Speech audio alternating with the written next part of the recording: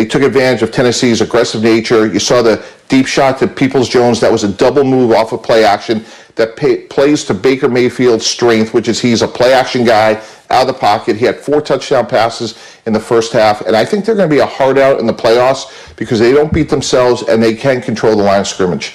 Next up for the Browns, they get the Monday night treatment. Week 14, they'll host Baltimore. In Week 14 in years past, that sounds like a terrible Thursday night game on the NFL Network. But no, this is a big one on Monday Night Football. Mike, thank you so much.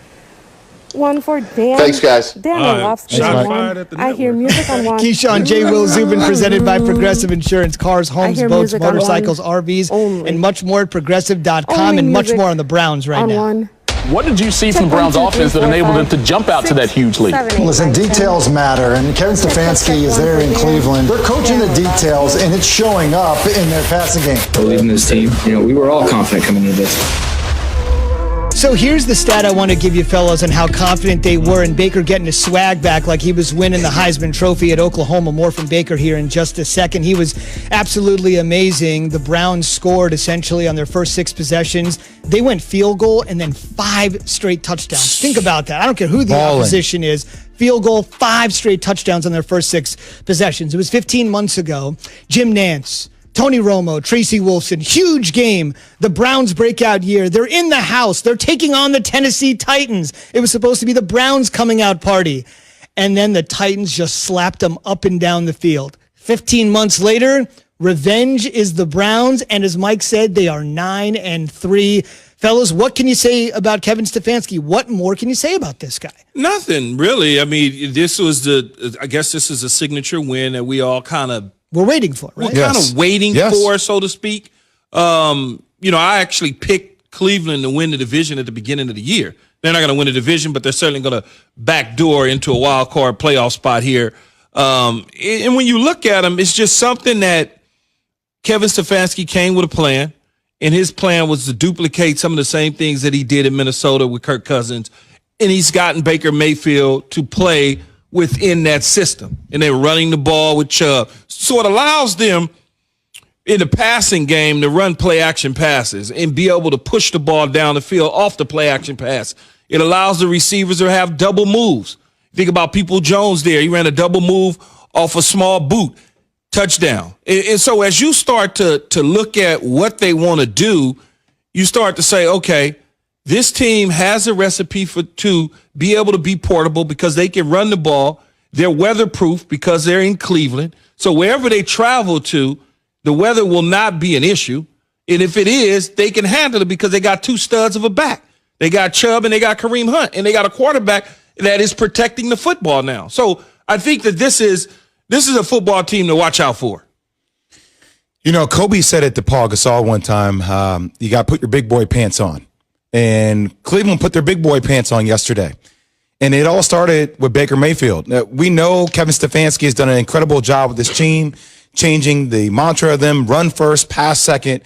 But Baker Mayfield, 4 TDs in the first half. And I said this, previewing the game, the Titans have the 28th worst pass defense in the league. Yeah. And whoever gets ahead in this game, you know that the Titans offense isn't built just to come back because they're a run first offense as well. Look, the ceiling that the Browns have is high. It's high. And I don't even feel like they came close to touching it yesterday. I feel like they're still on the verge. And I'll say this. I know Pittsburgh is undefeated. I think that Cleveland team can beat Pittsburgh. I'm not sure they can beat Kansas City Chiefs, but I think that Cleveland team we saw yesterday at Baker Mayfield plays at his potential.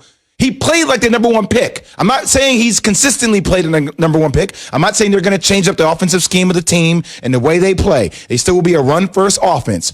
But if he's able to give them breath, air, spirit like that, that's a team with a high ceiling that can go far. Well, they took care of the quiz, right? The quiz they took care of that yesterday with Tennessee. Monday night against the Baltimore Ravens becomes the test because Baltimore Ravens have their number. Regardless to what the Ravens looked like the last couple times we saw them playing against a division opponent, and you beat them up second week of the season, and you beat them up in the past, that's the test. The test now is Baltimore. You passed the quiz, now the test is Baltimore. Because the rest of the country is the entire country is going to be watching on a Monday night. Indeed, they'll have the stage to themselves. Baker Mayfield essentially saying, the way I played on Sunday, it's the swag I used to have on Saturdays. Yeah, I mean, winning's fun. So, I mean, winning covers up a lot of things, but having everybody on the same page and moving towards the same goal is the biggest thing. And so I say it time out. It's just back in the spring, our foundation that we laid about our goals, we're all on the same page. So when you get a group that's hungry and sees the same things and works for the same things, that's when it really gets special. So we need to continue to get better because the job's not finished.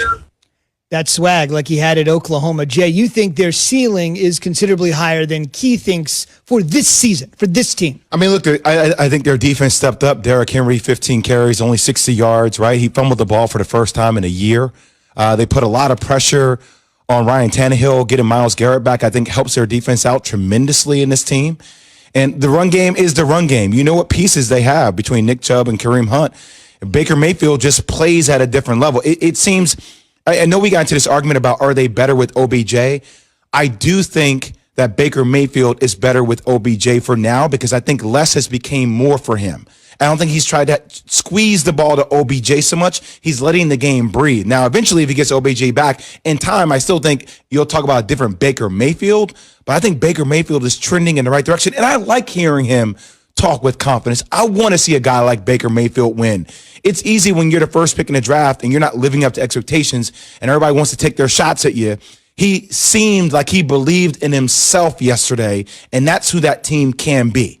You saw who they could be, which is scary. It's a different expectation, though, when you're the number one overall pick. It's just, and people put their expectations on you, Zubin, of what they want you to be and not what you should be. And I think the one thing that's great about what Kevin Stefanski has come into Cleveland to do is change things around to get Baker Mayfield to play what he needs him to be and not what others think he should be, which is 5 receivers out, 4 receivers out, throwing the ball all over the lot, out of the shotgun every single time. That's not the system that they want to run. And then when you look at it on the defensive side of the ball, what they do offensively helps their defense. It really does. It allows those guys to play us at a certain tempo and at a certain level. Now, I'm not so quick to say that they could beat Pittsburgh and they're going to take on Kansas City. I'm not bullish on that because I'm a one game at a time type person.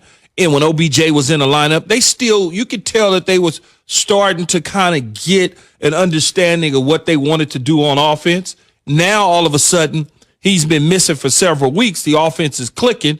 But I wouldn't dare say that the Cleveland Browns is better off without a dominant player on their team. It just doesn't make any sense. One final reminder, Stefanski actually was a finalist for the job that Freddie Kitchens got. So initially the Browns got it wrong, and then they finally righted their wrong, and they got the right guy. How you go hire Freddie Kitchens over Kevin Stefanski? Freddie Kitchens never called a play a day in his life.